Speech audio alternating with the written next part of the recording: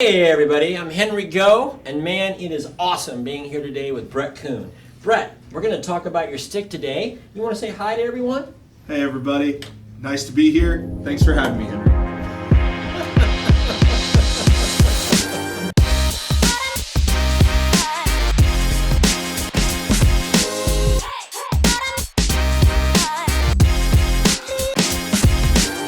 Dude, That hurts.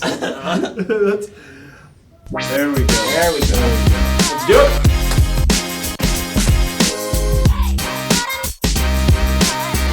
So Bret, tell us more about the FS-BK3 and the specs. Okay, sure.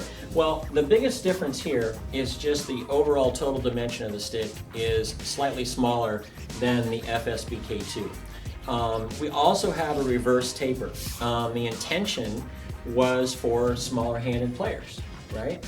So younger players, say you're developing your 8th graders going into high school, say you're developing your high school line, but it's a smaller group of students, for example. All right, that's one particular use that you could get from the momentum. All right. However, there's enough weight to this stick that this is great for any line.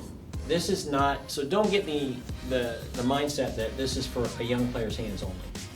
The fact is there's really not that graduation from, say, the 5B or the general a young student may have. All of a sudden they go from that to a lot of these outdoor sticks, drum corps use especially, because the drum corps use them. You know, they're like the poster childs for gear, right? I mean, the high-end professional. And I think, for example, last year there was a drum corps that used this stick as a second stick. Phantom Regiment did that for a different choice of sound, different color. So it can be used by indoor groups. It's just one more addition, again, to the other two sticks. Yeah. With this new addition to the family, can you tell me all the differences and likenesses to the whole series? Yeah, absolutely. So this is the FS-BK, the very first stick. And a lot of times when you're developing products, and only knowing this for having been in the business long enough to know this, right? A lot of things come obviously from your history or where you're at in your career and your life. This was developed when I was still full-time at Cavaliers. And the way we drummed was we always called it a finger above the rim. So this stick works best when drumming close to the rim, so you get the most amount of rebound and energy back from the drum. And I like the sound of it. That's why we developed this longer beat initially, right? Because 100%. for me, like any instrument, wind instrument for example, or a string, it's a combination of moving air and vibration. Drumming is the same thing. So playing the center of the drum, have the right touch, you're going to move that top head, that's going to motivate air, you're going to get a great full-bodied sound from the bottom of the drum. So my concept was this gets me moving the top head a little bit more. And that was the color I was going for. Okay? With the FS-BK2, the taper, the beat is slightly different, but the taper starts a little sooner. Okay, so the concept velocity came about by watching the techniques and the development of the activity and realizing that, man, there's some really fast playing going on. And a lot of guys, because of the movement in body, in indoor especially, they're not going to be able to be a finger above the rim all the time.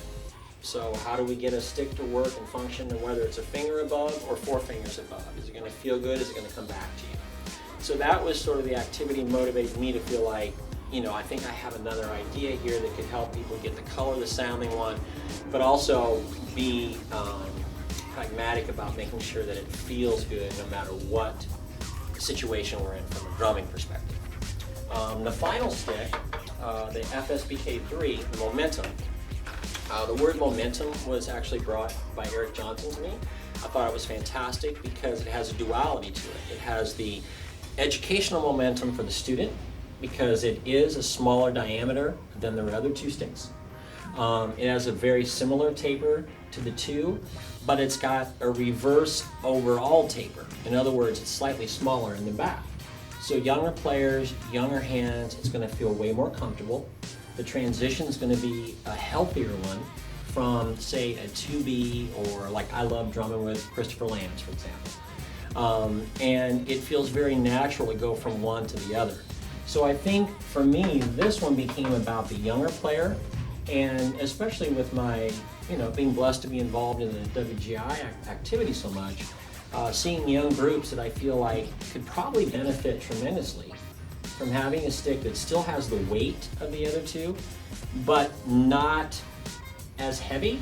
And again, it has a great feel both on the pad and the drum, because we all know a lot of those younger players are going to have a lot of pad time before they get to the drum, and how do we make that healthy and make that transition happen? That's got to be extremely important to us as educators and musicians. So that's kind of in a nutshell synopsis of my thought process.